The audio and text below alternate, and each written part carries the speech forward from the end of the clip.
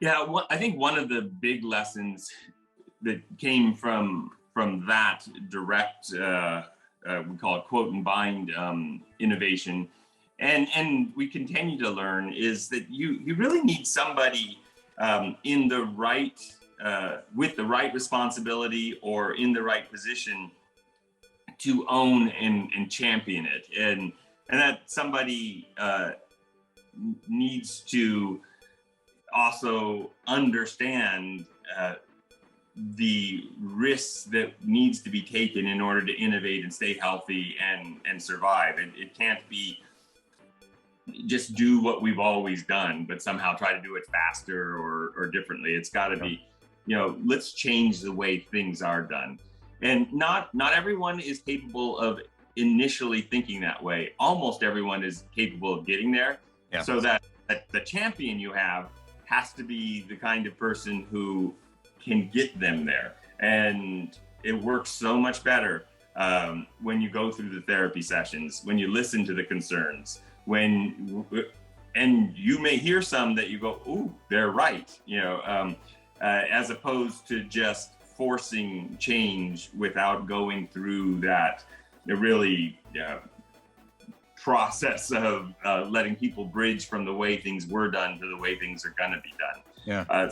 So having that, for the quote and bind process, we took, and I know you talked to Dante, we took somebody who was actually a senior, an executive in the organization, responsible for all of our internal affairs, internal audit, governance, and privacy. Thought, here's somebody, we want him to learn more about the business anyway, and he doesn't have any of these preconceived notions, and he's the right kind of thinker. Yes. So we put him in charge of this, and so he had to ask lots of questions.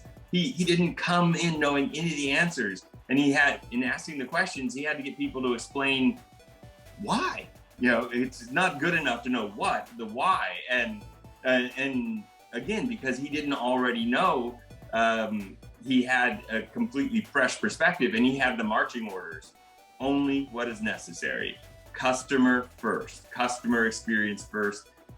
There's a certain amount of risk we're willing to take here in order to innovate and change and deliver a product that we think is going to be a leading product. And there's been a few projects since that we've tried to do where we thought, maybe we don't have to have somebody at that level. We'll just have it be one of these grassroots. Here's an idea that's presented to us, and it's good enough that it should, we've approved it and it should just run itself.